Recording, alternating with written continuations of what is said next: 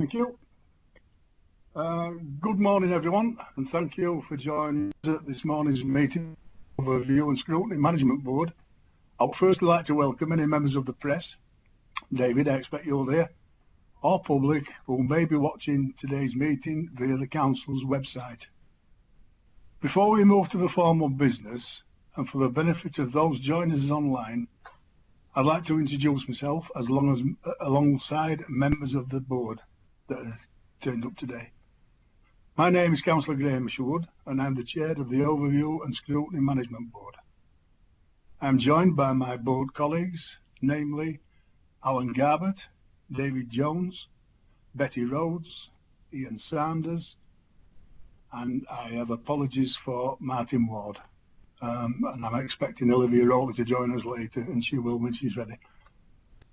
We'll also be joined this morning by Tom Stannard, the Corporate Director, Regeneration and Economic Growth, and Mike Denby, Service Manager for Skills and Business, who will be in attendance for agenda item 6 on today's agenda. I would also like to take this opportunity to congratulate Tom on being appointed as Chief Executive of Salford City Council and wish him every success when he takes up his new role in February.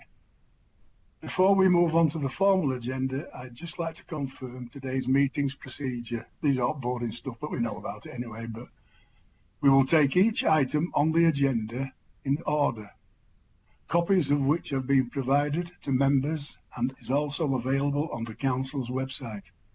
If everyone is happy, then I will proceed with our formal business. Everybody okay?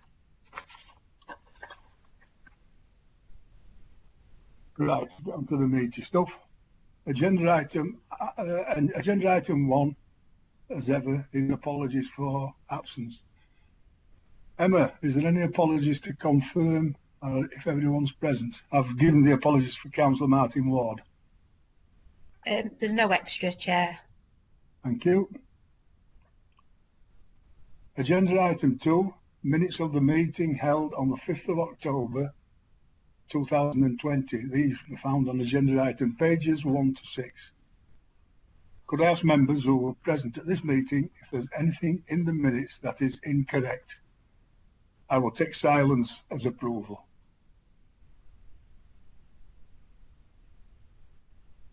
No. Agenda item 3. Excuse me. Normally, at this December meeting, we would include discussions on the Council's budget for next year. But following, in view of the fact that the local government settlement won't be received until the end of this week, I've deferred this item and arranged an additional meeting in January. This will be on Tuesday, 19th of January at 2 p.m. and will be specifically to consider the 21-22 budget. The meeting will be attended by the Chief Executive and the Chief Finance Officer. Agenda item 4, urgent items. I have no urgent items. Agenda item 5, members' declaration of interest. Do members have any interest to verbally declare in the matters before us? Once again, I'll take silence as no. Thank you. Move on to agenda item 6, the economic impact of COVID-19. These will be found on agenda page 7 to 52. As everyone knows, COVID-19 has affected all aspects of life in the district and continues to be an enormous challenge for all concerned. Today we are considering the economic impact of the pandemic on the district, as many local people face uncertain futures in terms of jobs and income. In July, Cabinet approved the Economic Growth and Skills COVID-19 Response Plan to address the immediate effect of the pandemic on the local authority. And this plan is included in your papers at agenda item 9. It's a very good document actually as well. So therefore, could I welcome Tom Stannard, Corporate Director, Regeneration and Economic Growth, and Mike Denby, who we all know, Service Manager, Skills and Business, to discuss the plan and the impact that COVID has had on the district's economy. So could I invite Tom, Mike to speak and explain that questions will be taken answer afterwards, sorry. If that's okay. Thank you, Tom. Over to you, or Mike, whoever's doing the presentation. Thanks, Graham. I hope all members can hear me clearly. Well, I can, and that's the only one that counts. Good. I mean, we won't take too long on the preamble, Graham. But thanks for the opportunity to come and speak about the plan and to take questions from you all this morning. As you've said, the report was agreed at the cabinet meeting back in July, and there's a copy enclosed with the agenda. There's a number of detailed actions within the plan. I won't obviously go through any of those in great detail. It's there for members to read. Probably the most important aspect of the plan is just the diagram that's set out on page 4, which shows those 4 kind of principles of our response to the pandemic and to support for companies and economic activity across the district. Inclusivity, resilience, confidence and innovation. Very challenging circumstances in which to achieve those objectives, as you've outlined in your introduction, Graham, but very important principles for us to try to work to.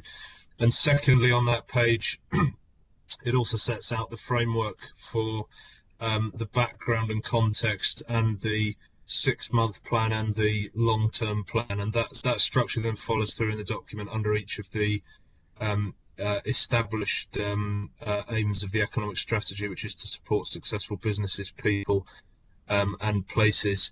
I think it's probably important for me to say as well, just briefly, Chair, if I can, obviously when this plan was agreed by Cabinet back in July, we were coming out of the first lockdown, and although there was a lot of prediction in the public health data at the time as to the future pattern of the pandemic, we obviously hadn't at the time experienced the significant rise in case rates across the north of England generally throughout the summer and early autumn period, and the second lockdown, which has obviously had a further impact on economic activity, not just across Wakefield district, but across the whole of the West Yorkshire region and across the north of England generally. And obviously one of the things we will be trying to do throughout the course of our economic response and our support to companies across the district is to be as flexible and as fleet of foot as we can as those national circumstances and the impact of lockdowns and any other additional restrictions continue to affect the district. Members will know we continue to be in Tier 3, which has got a very obvious immediate impact on certain sectors of the economy, particularly in retail and hospitality sectors. And although the government has set out its intention to review those tiered restrictions at key points on a fortnightly basis since the lifting of the second national lockdown, with the first of those review points set to take place later this week and another one just before New Year's Eve. The expectation at the moment is that the West Yorkshire region will probably be staying in the Tier 3 level of restrictions because although our case levels are coming down and are starting to plateau, they're still at a level that is in line with the government's formula, likely to mean we remain in Tier 3. So I think all of those factors together, Graham, will continue to have an impact on business activity and economic activity in the short term in that 6-month plan period.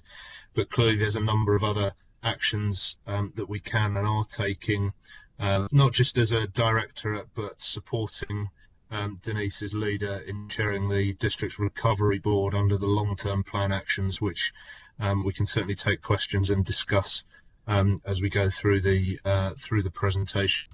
I think the final thing I want to say, and then I'll pass over to Mike, is really just to commend the efforts of Mike and his team, and particularly other officers that we've been working with and we've been supported by across the council over the last 6-12 months or so, particularly AD Sakurai and Neil Warren's team in revenues and benefits, because obviously one of the big pieces of activity we've been working very hard on and have had to react to very quickly has been the distribution of business grants and financial support for companies affected by various lockdown restrictions and so on that I've mentioned across the district. I'm pleased to say we have been one of the best performers on that in the region in terms of the speed at which we've got those grants out to people and the the quantum overall of that funding that we've been able to distribute to companies. It doesn't by any means save every job that's been vulnerable as a consequence of the pandemic. It doesn't by any means provide long-term sustainability for every company, but I am confident, I think, in saying that as far as we've been able to, we've been using those tools that government has put at our disposal for grant support to the best of our abilities, which is credit to Mike's team and his service, and to finance and other support services from the council. So I'll stop there, Graham, for the moment. I'll pass over to Mike to make any other comments he would like to about the plan, and then we're here to take questions and engage in the debate with you. I hope that's helpful. Thanks. Yeah, thanks, Tom. That's very useful. Yeah.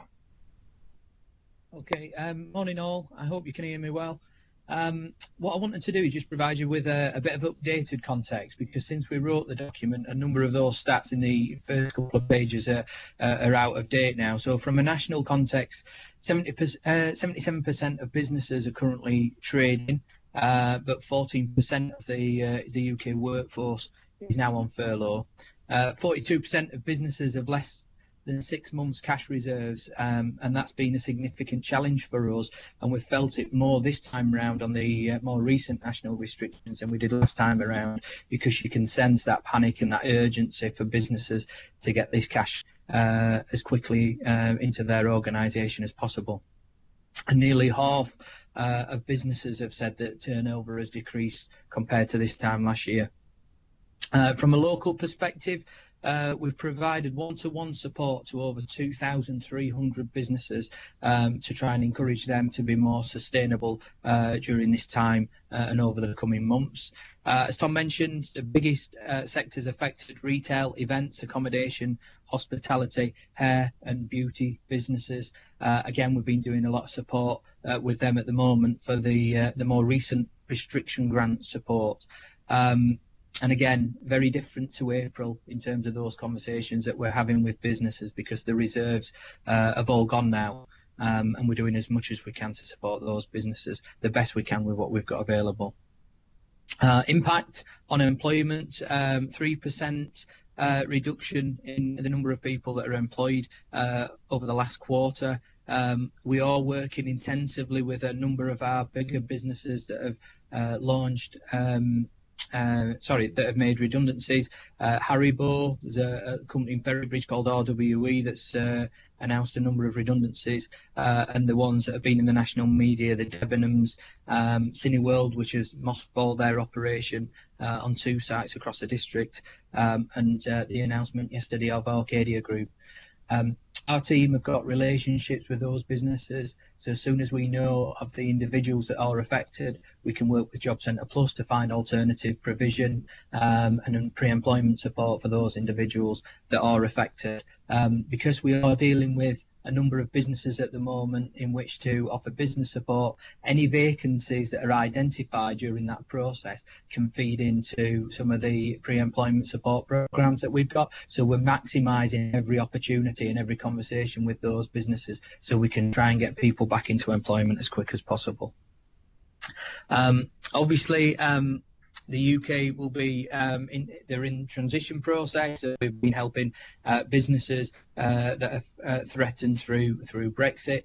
All of our staff, 100% of our staff, have undergone transition training to support businesses during this process to make sure that they are as prepared as can be. We've been signposting businesses to additional government support, working with partners as well. feedback that we've received recently is there are a number of delays at the port at the moment in time. Many of our businesses are stockpiling in advance of Brexit. We've got Christmas demand on top of all this, so therefore they are experiencing a number of delays at the ports. Containers are waiting to be returned, and that's also having impacts on the supply chain costs. As well as export documentation that is taking much longer. So we're working with businesses to refer them to partners such as the Chamber of Commerce, who offer support for exporting, as well as the Department for International Trade. Referring to some key activities that are displayed in the 6-month response plan, it's worth noting that all of our activities then make their way up to the main recovery board, so we've got a clear line of sight of all the work of the various different departments. The biggest win that we've found since April is the amount of business diagnostics that we're undertaking with our businesses. 100% of businesses that we engage with are undertaking business diagnostics, so we can find out which areas of support that we can offer them. Whether it be access to government schemes or as part of the process recovery plans, we're doing all we can to support those businesses. The data that comes from the business diagnostics is reported to the main recovery board and is circulated every 2 weeks. From that data, we've been able to shape our offer of support to businesses. We've been able to lobby for additional funds. We put a report in for some discretionary funding from government, which I understand made its way to the top at the at Bays for discussion, and we did secure funding as a result of that. And that was all down to the amount of data that we're recording from business to identify and pinpoint the support in which businesses need. We've obviously had to change the way in which we operate to support businesses. We're not going out and doing the one-to-ones now, so everything is done virtually.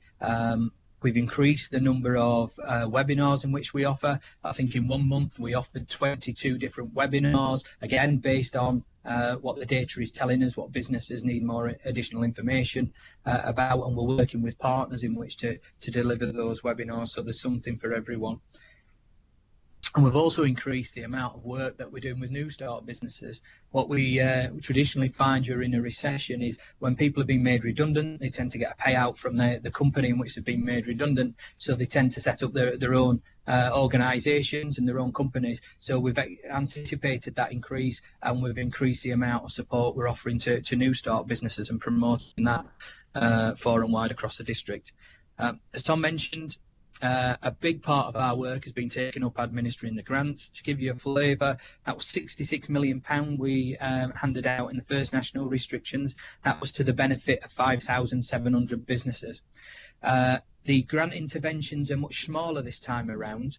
So we've offered out £2.7 million, but when you look at the amount of businesses that we've supported, it's 2,044, and we only received the funding 5 weeks ago. So when you look at that as a percentage, and I think we had 5 months in which to distribute the money to 5,700 businesses. There's been a lot of activity, particularly over the last 5 weeks. And again, because the reserves have depleted, we're doing all we can to access that money for businesses as quickly as we can.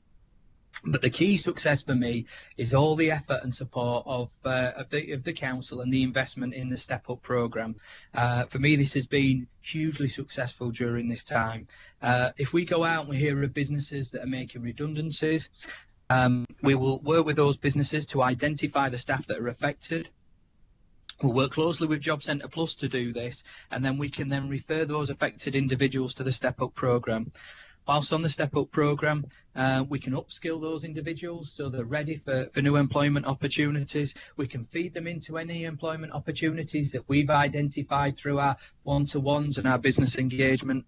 And on the programme as well, they'll also do CV building, interview skills and techniques, so that when they do apply for those jobs, we're increasing the chances of them securing it. So for me, this is a great example of how we're all joined up in working together to try and support the residents that are affected from the economic impact of COVID-19.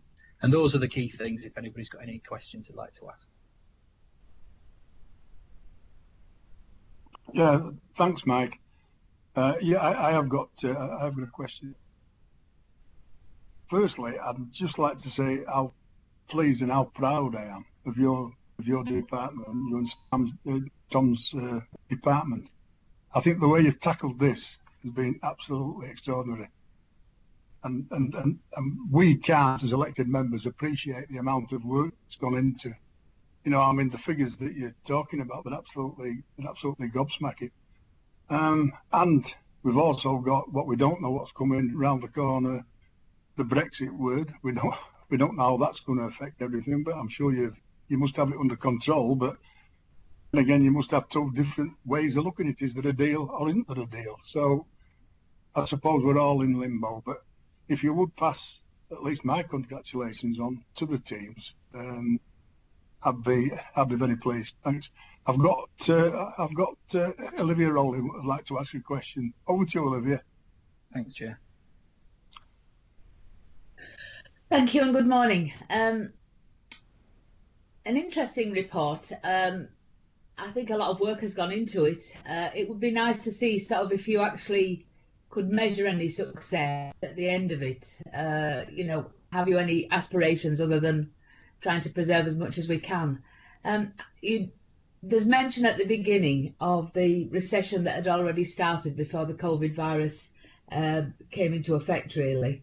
And so I suppose my concern really is that the poor are getting poorer, the rich are getting richer. And as a council, what can we do about that? And we've got obviously the most obvious thing that's coming up is the possible cut to universal credit, which will put an awful lot more people in poverty. And there's also reference to affordable housing, but again, an awful lot of people in my ward can't afford any housing. So I always think this word affordable is an interesting concept. And finally, I know that it's a difficult time for everybody, but there isn't a lot of green agenda in this report, is there? Thank you. Thank you. In terms of the first part of the question, we're not just working with those businesses of staff that are affected through redundancies. We do have a lot of individuals in low-skilled, low-paid employment. So again, we're trying to engage those individuals through the businesses, trying to enrol those onto the Skill Up and the Step Up program to allow us to upskill those individuals so that, again, we can increase their chances of securing higher paid, more skilled employment. In regards to the green agenda, I think this plan, given the green agenda, is quite would work over a longer time frame. This is initially a 6-month response plan. So if you looked at the business support and inward investment strategy, there is a lot more around that agenda because it's over a longer time frame as opposed to this 6 months time period. Okay, Olivia. Yes, I suppose so. I've got a question now from David Jones. Thanks, Graham.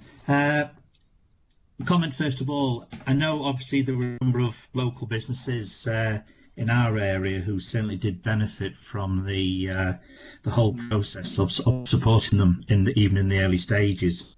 And I think even more recently, obviously, the support that has gone into local companies has been well received, and people have spoken to me very positively about the way in which Regen has responded to what has been for many of them very sort of worrying times. So I think that is obviously again worth highlighting, obviously from the point of view of Pontefract.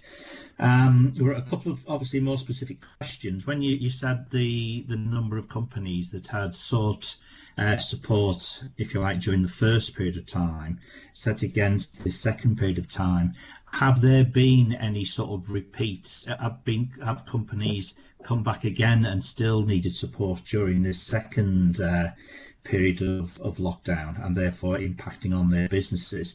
And secondly, I suppose this is a bit of a it may end up being more of a comment because I don't know whether you'd be able to answer it, but you know as well as I do, there are a number of companies in this area that depend on just in time and just in time via haul and so forth with regards to getting goods in and products out and so forth.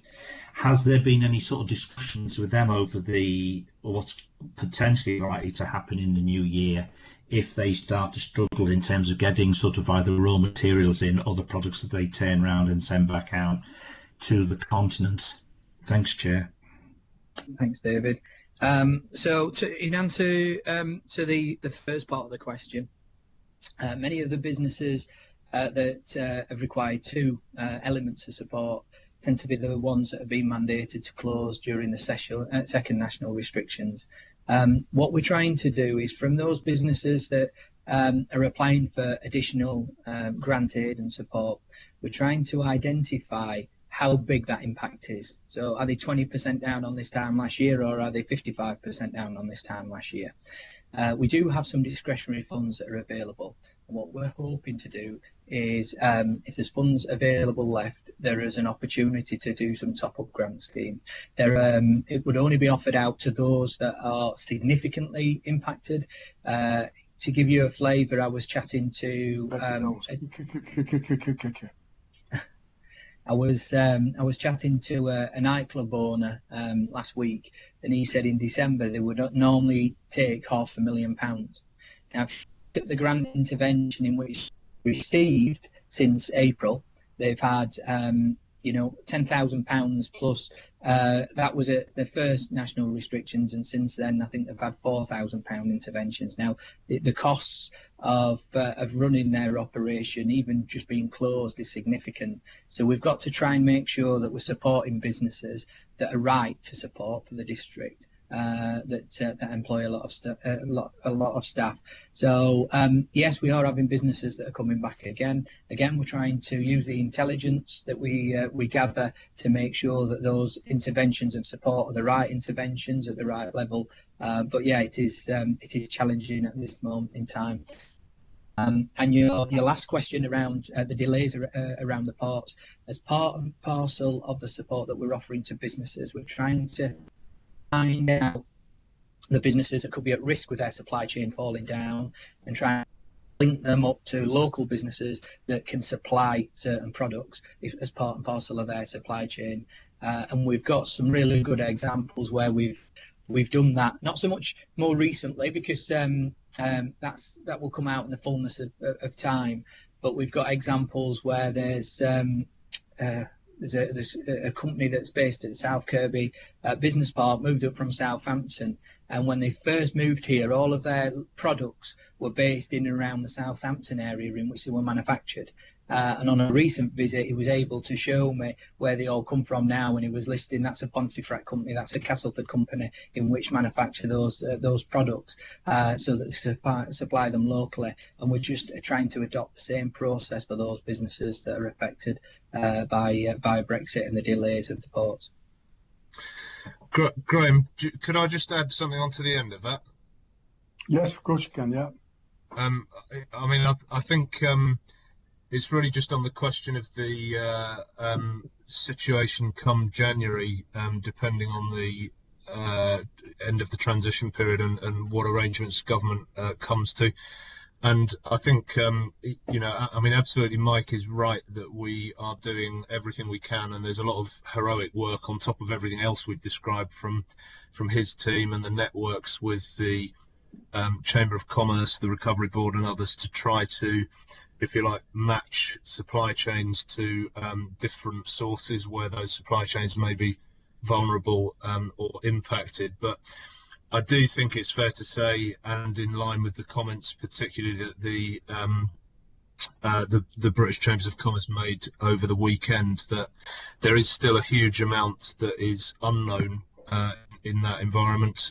Inevitably, if we are in a situation where the government, for whatever reason, fails to come to an agreement with the EU come the beginning of January, it is, I'm afraid, inescapably the fact that there will be tariff barriers and import and export restrictions that will probably cause quite significant problems for the West Yorkshire region and for Wakefield specifically. And one of the things that our colleagues at the Chambers of Commerce and the FSB in particular are fond of reminding us about is that this is not just about the big companies who export significantly to the European Union and beyond, many of whom, because of their size and scale, will be much better prepared for those kinds of transitions, but it's particularly about smaller SME companies, manufacturers, retailers and others within the district who depend on,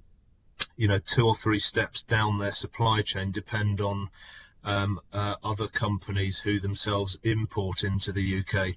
And often the situation in reality is that those SME companies will be much less well aware and will be much less well prepared and will have much smaller capacity to be able to respond to the increased costs and bureaucracy associated with the potential imposition of quite significant trading barriers come the beginning of the new year. So I think I mentioned that simply because although there is a lot of good work going on through Mike's team on that, we need to be very alive to that risk, and particularly if an agreement is not reached, we will need to be ready potentially come the new year to respond in a fairly short space of time to what could be a pretty significant spike in increased support required by the private sector, particularly those smaller companies.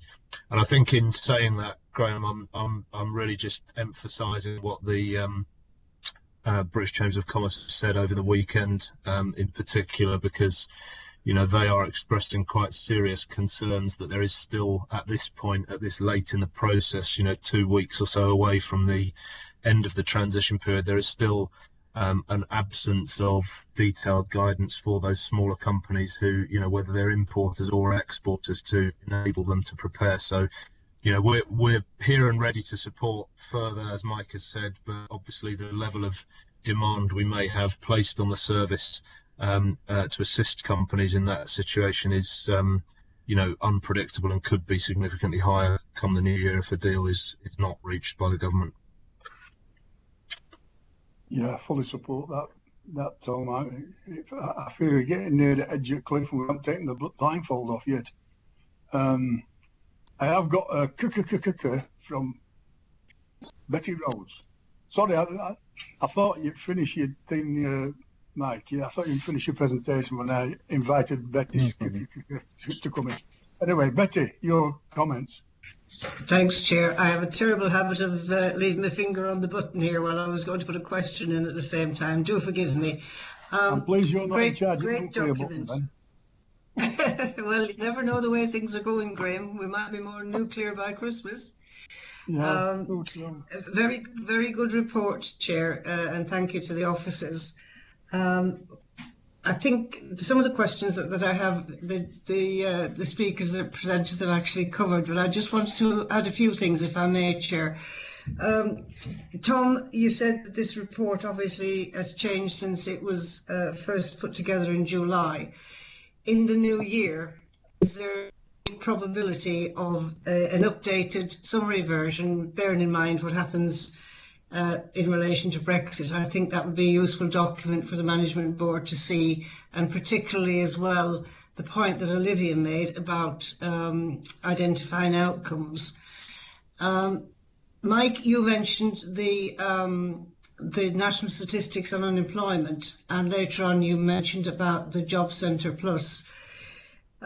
Do we have any numbers for the situation in terms of Wakefield district of the unemployment as a result of the pandemic and the previous policies on unemployment before that? And in particular, I'm concerned to know if you capture figures about the people who are on 0 hours contracts and any job creation for the future, or has been part-time posts, because we get figures that say, well, we've had so many taken off the unemployment registry. It doesn't actually tell us whether they're part-time posts or whether they're full-time posts, or if there's an accumulation which means it's full-time equivalents. I think there's a difference in terms of the income and levels of support to those people.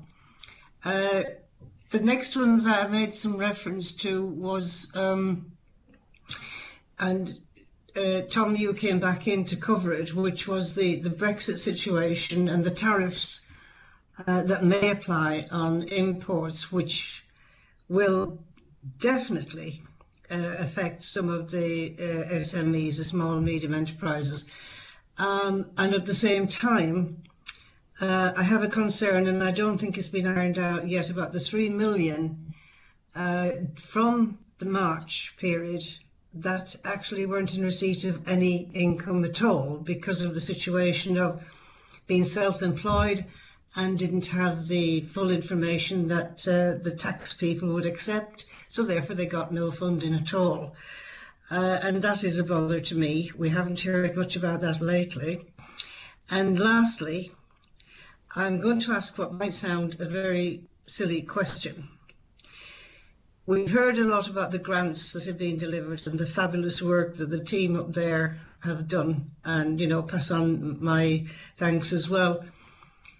We hear about businesses getting grants, and that's vitally important, obviously, for the business and their employees.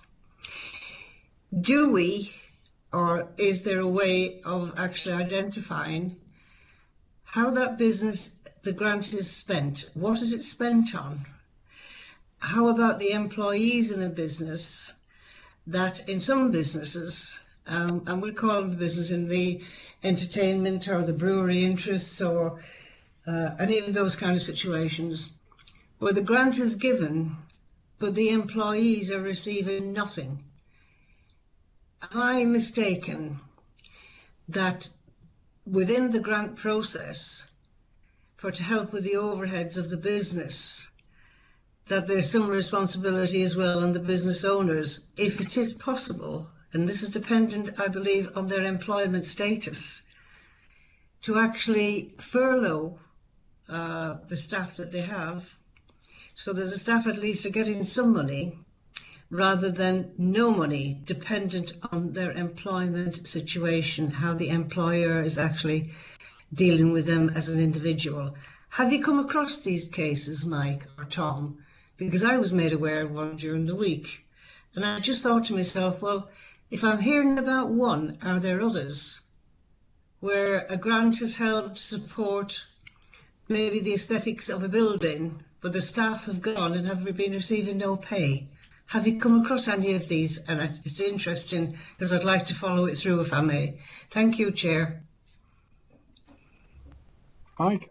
Yeah, I think it'd be interesting to take some further details, Councillor Rhodes, on that last point. If I'm honest, I've not received any feedback that that's happening on a regular basis. In terms of the grants in which businesses do receive, more staff for those businesses that are closed are receiving furlough from the government, and the grant in which the business is receiving tends to be more to cover other overheads for the building in which they're residing. And it's fair to say as well, the grant amounts compared to what that business will be paying out in terms of rent and other associated building costs is significantly less than what they're paying out. So there's not much spare available for anything else. In response to another question around unemployment rates, the figures up to June is we're currently 4% unemployment rate, and that's 6,700 residents.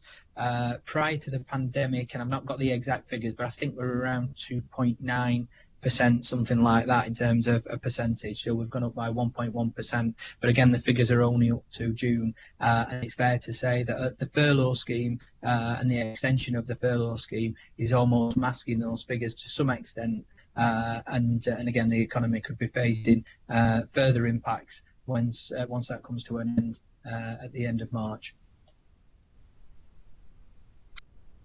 Are there any parts of the question that I've not answered, Councillor Rhodes?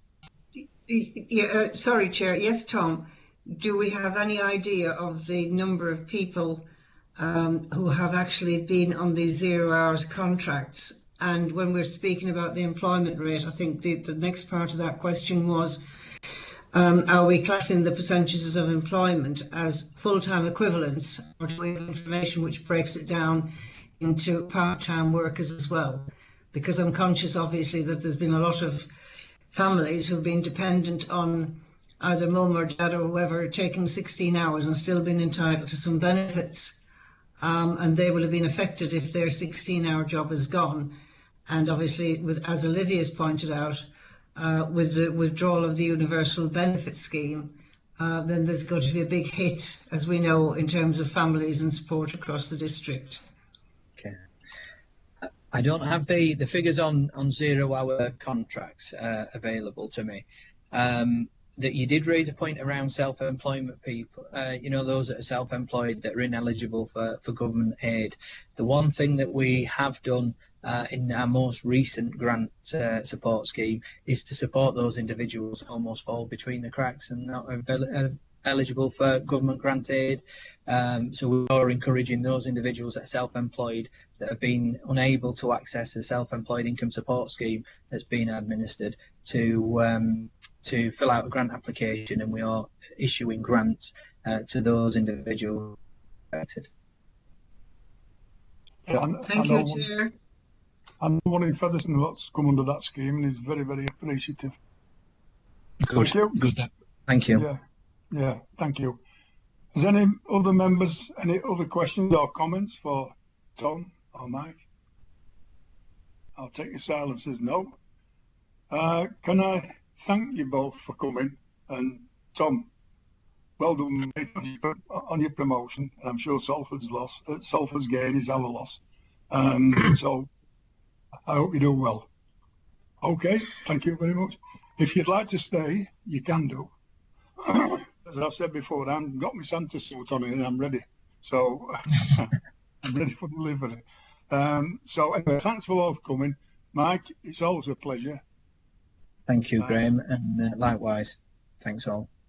Graham, can I just say thanks for your comments on a personal level. Much appreciated, and I hope the presentation sounds been helpful this morning. And I think in line with I think Olivia's question earlier, we'd be happy to come back early in the new year with an update, particularly as we know a bit more about the Brexit situation and the review of all the tiers and so on. So happy to come back on that basis. But thanks for your comments, Graham, and good wishes. I appreciate that very much.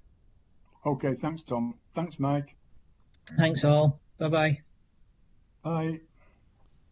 Seamlessly, we'll move on to the financial monitoring report. Well, it should be seamlessly, but because the government haven't given us the settlement figure, really, the financial officer's not here to answer this. But if everybody's got the sheet, and it's up to September, but I will be asking him for a further update when he comes in January, along with the chief executive. But as you can see, it's a forecast outturn of a broadly balanced budget, which is good. And then there's the additional £24.7 million worth of pressures resulting from lost income and additional costs that there is an emergency funding received for both this year and last. And I think the main non-COVID issues and variation in each director to set out Section 7 of the report. This includes an overspend of 2.8 million in children's services, which we had a report on last year, but that's reduced dramatically from 5.6, and I believe that 2.8 million currently is less than that figure, but we'll get that update from Neil Warren and the chief executive when he comes in January. I'll just ask the chairs of the standing committees, have they any questions or comments in relation to their areas of scrutiny? David? No, I'm fine, Chair. Betty? No, Chair, not just obviously within adult health and communities, there is always the impact of the care and residential needs of our individuals in the community. And as I read from the paper, at the moment, at the end of September, there was a small underspend in the budget, which I'm sure now, as we go through to the beginning of the next financial year, is going to be spent in terms of the care of the elderly, which is badly needed. But in other reasons in the report, Chair, that's okay. Thank you. Thanks very much, Betty. That's good news. Olivia? No, I mean, my major concern really is that a lot of staff have been redeployed to other posts because of the problem with other staff. So in terms of particularly climate change, it's been a slow process. And I think some of the better we get into better arenas so we can actually make progress. I think we would welcome that. Yeah, thanks, Olivia. I think that's the same across the whole of the council.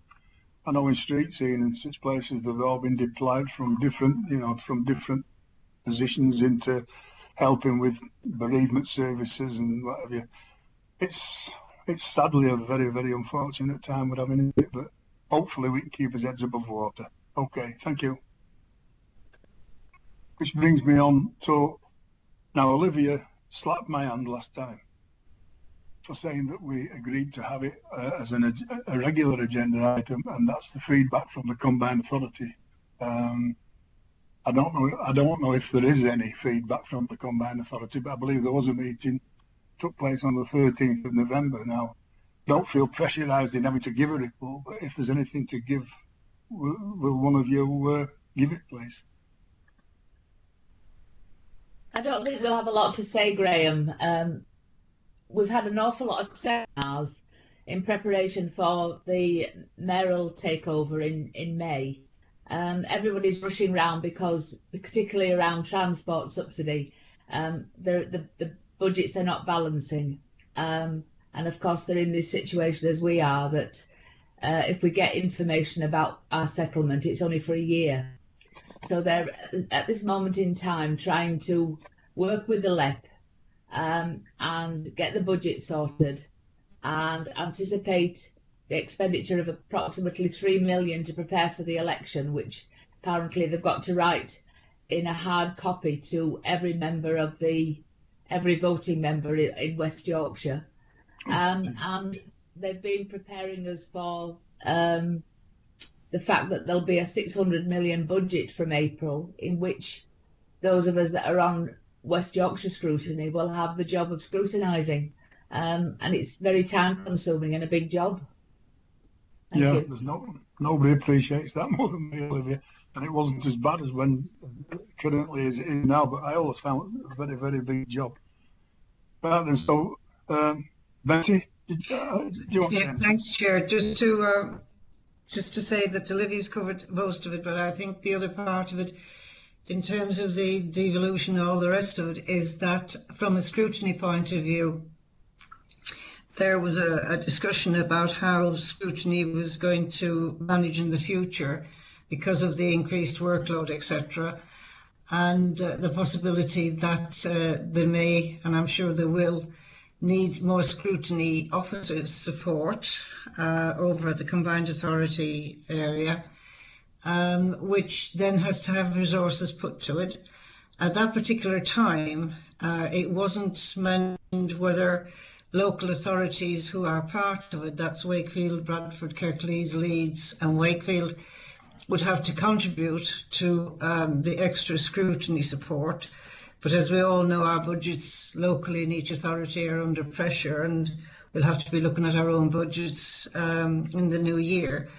But I think there's a lot of work that needs to be done. And as you say, Graham, from your experience on the scrutiny board over at the Combined Authority, it's going to have a more targeted approach to deal with the topics. And there was a suggestion maybe it might have to have some subcommittees.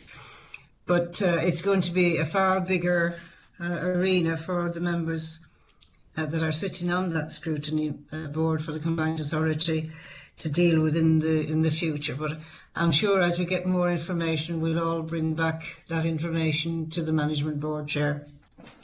Thank you, Betty. I just can't see it not working without subcommittees, to be honest with you, because it's a massive, massive job. Anyway, do you want to comment?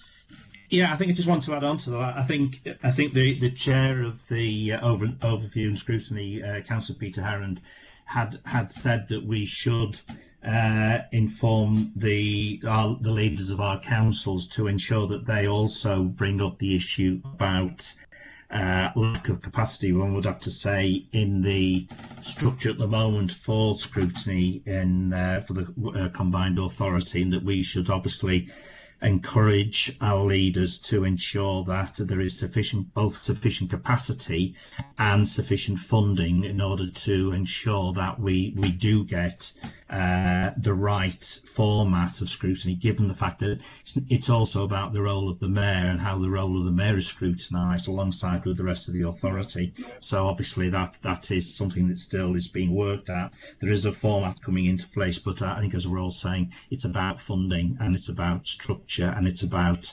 having sufficient number of officers in order to do that work. So obviously fully support what Betty said. Thanks, Graham. Yeah, totally agree with all those comments. It's a massive, massive job.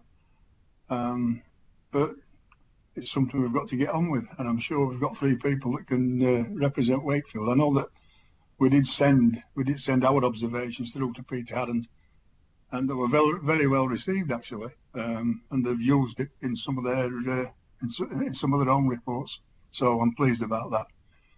Okay, everybody finished? Any more questions from anybody? Comments? No? Thank you.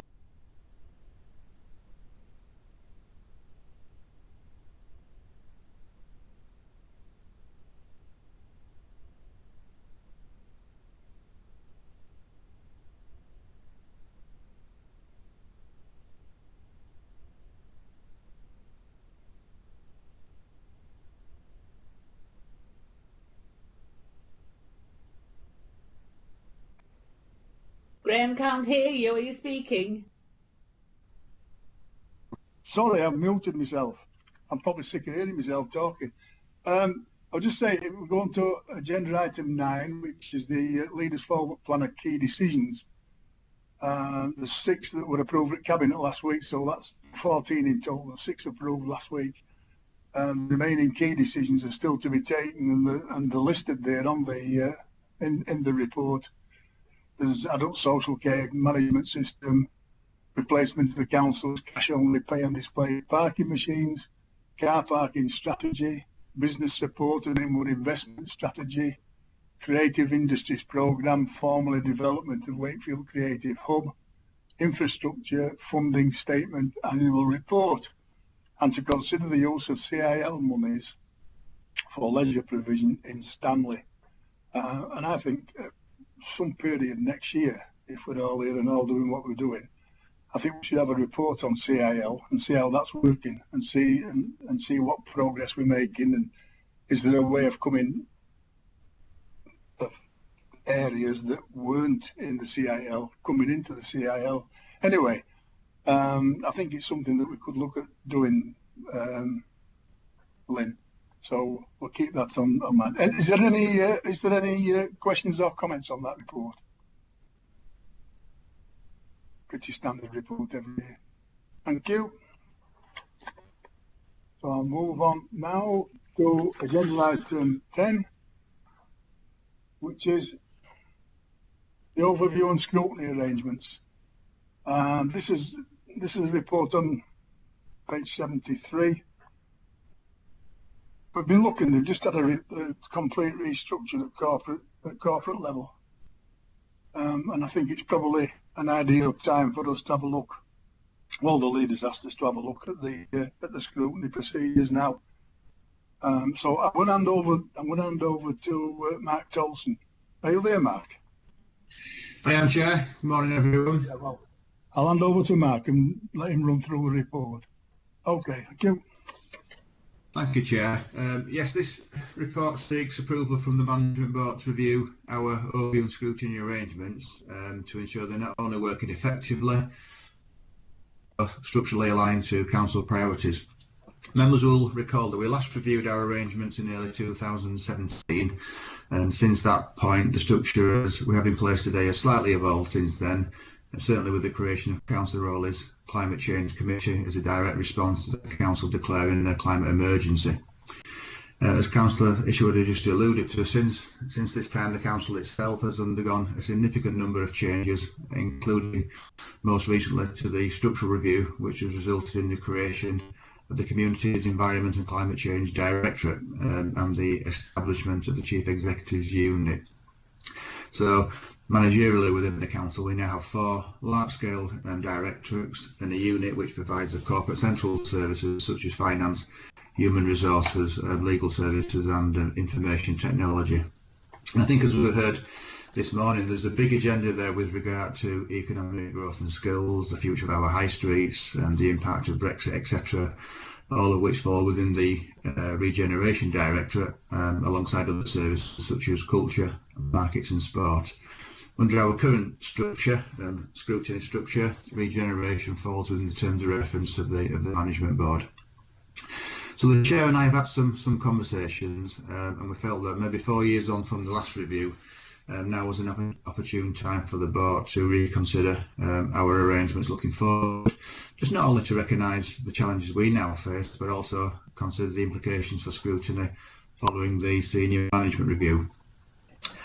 The review itself should give the board the opportunity to reflect on what's worked well since 2017 and what's not worked so well. I think just to ensure that the scrutiny function remains fit for purpose, it works effectively and makes best use of both officer and member time, while importantly adding value and support to better outcomes for Wakefield residents. As part of the review, there's also an opportunity for us to revisit the self-assessment, which was prepared against the statutory guidance on overview and scrutiny in local government and combined authorities, which the management board last looked at in December 2019. I was also conscious that the terms of office of our existing cooperative members comes to an end at the end of this municipal year, and with that in mind, I think it would also be beneficial to identify any structural changes before we start on that recruitment process in the new year. So if we were going to change anything, members of the public who wanted to become cooperative members would have a clear idea of what the structure would be for the new municipal year. I know before the pandemic, which does seem a long time ago now, Lynn and I discussed with Councillor Jones the specific category of non-statutory, non-voting cooperative members on his committee, with a view to looking to realign this group with a broader remit of the committee to ensure that there was a balance between those with an educational background and those with a children's social care safeguarding background. And again, this is something that the review can pick up and come forward with a recommendation. Any change to the structure, of course, would require your approval as a management board, and then the board recommendations will be forwarded to full council for their agreement. I'll leave it there, Chair. I think I've covered everything, and leave it there for members to discuss. Thank you. Thank you, Mark. Questions, comments? I think it's about time we did have a look at all this. Anyway, as Mark says, it's 2017 since we reviewed it all. There's all sorts of stuff that we don't scrutinise, of course. You know, the outside bodies, the less yours of this world and all this and all that. So I think probably now is the ideal time. So if you'll allow, myself and Mark will go away, come back with some sort of a structure to the February meeting where we can knock it about a bit, see if everybody agrees. Because if everybody don't agree with it, it's not happening. Easy as that. So if you'll give us permission to do that, we can get on with that. Excuse me, this frog in my throat. So I'll ask for questions and comments on it, and then we can sort of fetch it forward to February with an updated report, see how far we've got. Any questions or comments? Yeah, Chair, can I just say that certainly I'm sure it's the same with Betty and David, but certainly in my case, I would welcome allocation of more funds to allow us to have more meetings.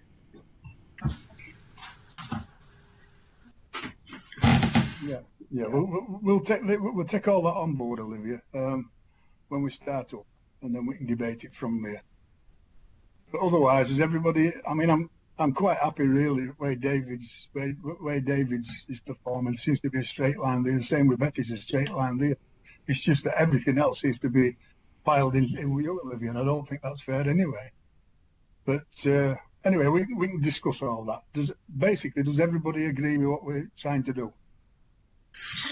Yeah, can I just make a comment, Graham? I think I agree that I think for Betty and my perspective, yeah, we have got straight lines, and obviously the notes that are in the papers sort of obviously cover the areas where obviously there's maybe we have had some thoughts with regards to the membership of the board committee. One thing I would sort of ask though is, and again it comes back to things. Obviously we've got skills attached to our committee. And which obviously then that sort of then moves over now because obviously it was moved into regen some time ago, and I suppose given what we've had to sort of concentrate on in CYP, that one has tended to sort of drift a bit. So I think that'd be one area that could probably be looked at with regards to where that sits in the future. You know, obviously just seeking further clarification of it. Thanks, Graham. Yeah, I agree, David. I think there's all sorts of things that we should be looking at, to be honest with you. It's so easy to say, oh, that's education, that's social care, that's Betty's adult stuff. Shove everything in. It's not right. It's not good enough. Okay, then. Does everybody agree that we set up that and we'll discuss it further in February? Because it will have to go to full council anyway. It's not a decision we can make, but we can certainly put a recommendation to it. Chair, could I just add a comment, please, if I may? Of course you can, Betty. Yeah. Oh, thank you, love. Now, yeah, obviously it's time to have a review for any changes to come in the new municipal year, and they're always handy actually as a background of outcomes achieved. What I would say, Chair, is that I know that the leadership have said that they are going to issue the new structure as it's been determined in terms of the changes that's been taking place, which would give us an idea of the straight line approach that you've mentioned, David. And I think we need to have that in front of us to see what is in each portfolio to attract straight lines and how it may have to change or not change, as the case may be. I think the other thing that is a must as well is in terms of the workload that the officers, the scrutiny officers have at the moment. As you know, we lost a scrutiny officer post, and the work is actually increasing, as Olivia has mentioned. I mean, you know, from time to time, over the years, I've had to increase the meetings to incorporate the amount of work in the health agenda. Olivia's made that point, but obviously increasing the work in the scrutiny office where we've only 2 officers, I would suggest that we need to look at the resources that's needed in terms of the officers in post to go forward to see what we need in order to be as efficient and effective as we all want to be. As you've mentioned, Chair, there are areas that because of time and resources we don't scrutinise because we have to prioritise all the others. So I think that's a must that goes along with what you were mentioning, Graham. Yeah, totally agree with you, and I would hope that the staff will be part of the consultation anyway. I'm not one for saying you'll do this and you'll do that and get on with it. The staff will most certainly be part of the consultation, because we just can't have more meetings, keep loading and loading and loading. It's just not on. It's not on them, and we're not going to do it anyway. But as I say, the staff will most certainly be part of the consultations. I shall guarantee that anyway. But I've heard cabinet members, and I think we've all heard cabinet members saying, well, that's not in my portfolio, it's in yours. No, I don't think it is. I think it's in with someone else. Well, that's not on me then. I mean, if you're a cabinet member, you should at least know what's in your portfolio. So once we've got our straight lines, they need their straight lines directly from the corporate directors. So we'll have a good look at it. It's going to be an interesting piece of work, actually. But we'll come back in February and see how far we've got.